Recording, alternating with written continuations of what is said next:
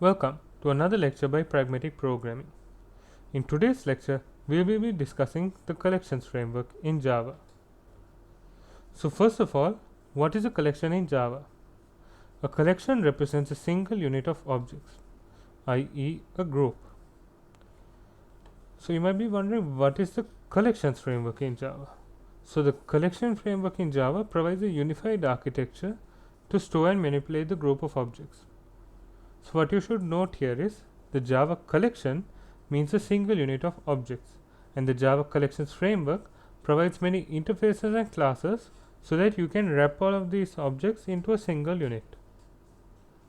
Okay, so moving on, you might be wondering, why did we come up with this collections framework? So let me give you the context. Back when Java was Java version 2, Java provided a few ad hoc classes to store and manipulate objects. So first was dictionary class, second was vector class, third was text class, and fourth was the properties class.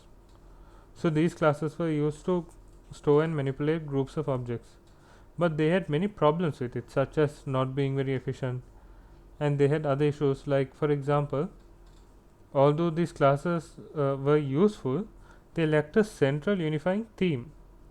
Thus, the way that you use the vector class was different from the way that you would use properties class, even though they were meant to be used in the same way. So that's how they came up with the collections framework, so that they could compress everything into one framework. So these were the three goals that were supposed to be met.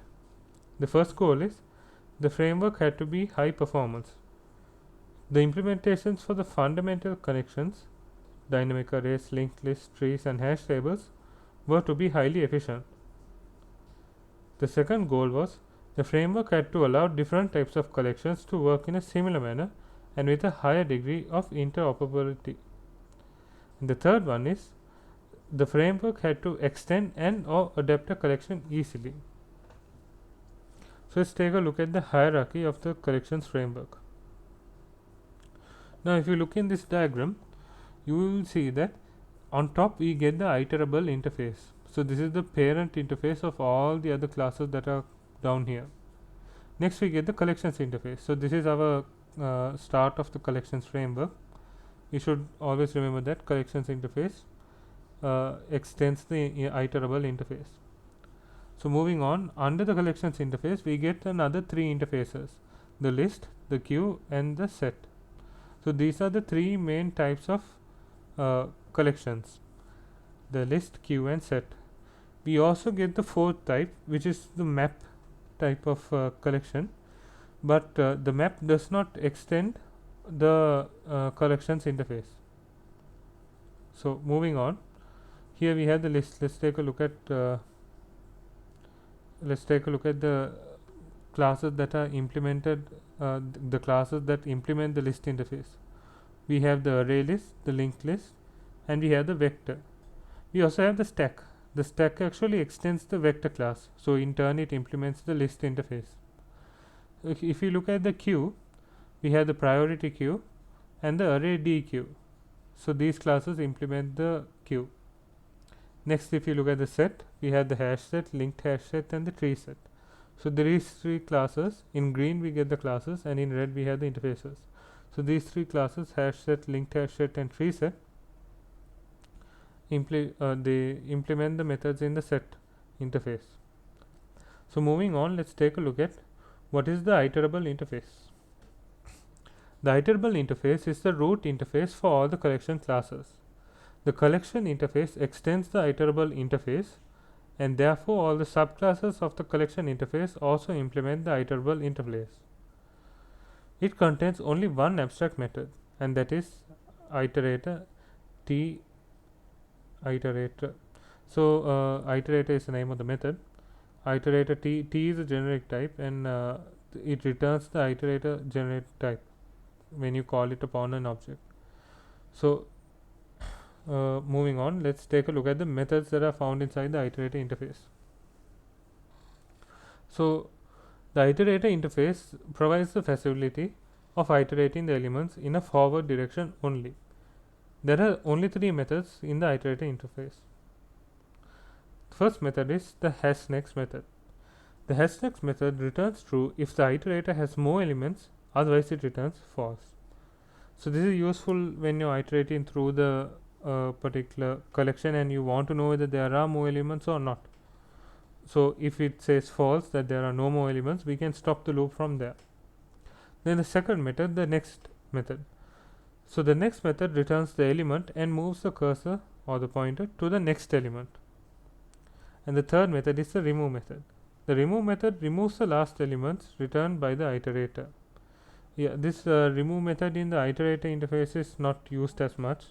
We have different remove methods because we don't always want to remove the last element returned by the iterator. Instead, we might want to remove a specific element or the first element in that collection and so on. So this remove method, we can ignore it for now.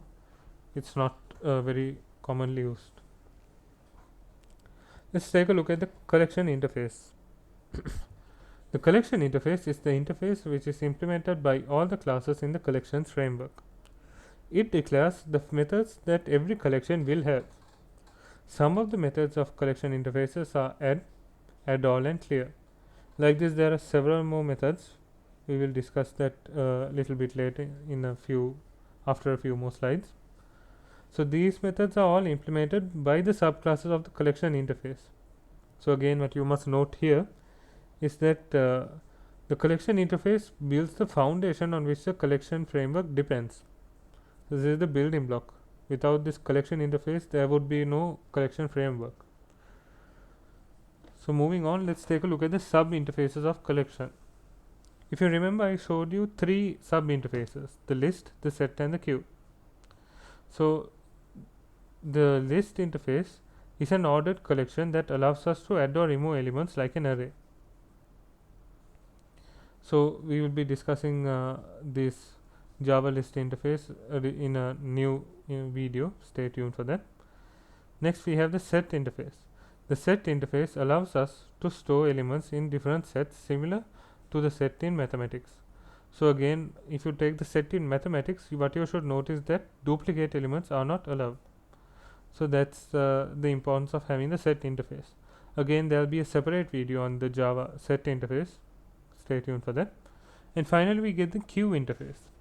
So the queue interface is used when we want to store and access elements in the FIFO manner, first in, first out manner.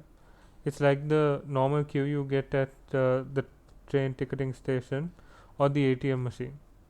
So again, there will be another video on queues that will be released on the YouTube channel soon.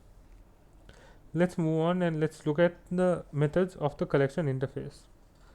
So the collection interface includes various methods that can be used to perform different operations on objects. These methods are available in all its sub interfaces. So some of the methods are this. I have listed 7 important methods what you should know. The first method is add. Add inserts the specified element to the collection. Then the next method is size. This returns the size of the collection. The third method is remove. This removes a specific element from the collection. The fourth method is iterator. This returns an iterator to access elements of the collection. And the fifth method is add all. So this adds all the elements of a specific collection to another collection. So within the brackets, you will be passing whatever collection you want to add to the new collection. Next, you get the remove all method. This removes all the elements of the specified collection from the collection. So let's say you have a collection with number 1, 2, 3, 4, 5, 6 and you want to remove 3, 4, 5. You have to put 3, 4, 5 in the brackets and then you can remove it from that particular array list or whatever the collection is. And finally, we have the clear method. So this clear method removes all the elements of the collection. So moving on, let's take a look at a few diagrams. So this diagram contains all the interfaces in the collections framework. So on top you get the iterable interface, next the collection interface, and then the list, queue and set. Under the queue interface you should see this DQ interface, and under the set interface you get the sorted set and the navigable set. Let's move on and take a look at the list interface. So the list interface of course extends the collection interface, and under the list interface you get classes such as the array list, linked list, and vector and stack. What you should note here is the linked list, even though I have put it under the list interface, it is also implementing the DQ interface. The DQ interface in turn extends the queue interface. So linked list belongs to both type of list and it's also the type of queue. Next, if you look at the queue interface again extends the collection interface, and we have the priority queue and array DQ. The array DQ implements the DQ interface. Next, we have the set interface. So the set interface has three classes: linked hash set, and tree set. So the tree set implements two interfaces. There is a navigable navigable set and the sorted set.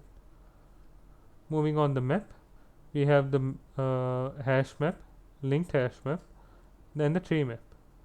So this tree map implements the sorted map, and I beg your pardon, this diagram seems to be wrong. This is sorted map and navigable map. This should be navigable map.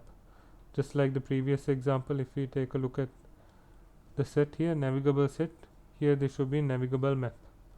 And finally, we should also note that the linked hash map extends the hash map. So that brings us to the end of this lecture. Thank you very much for listening. Hope to see you soon with a new lecture.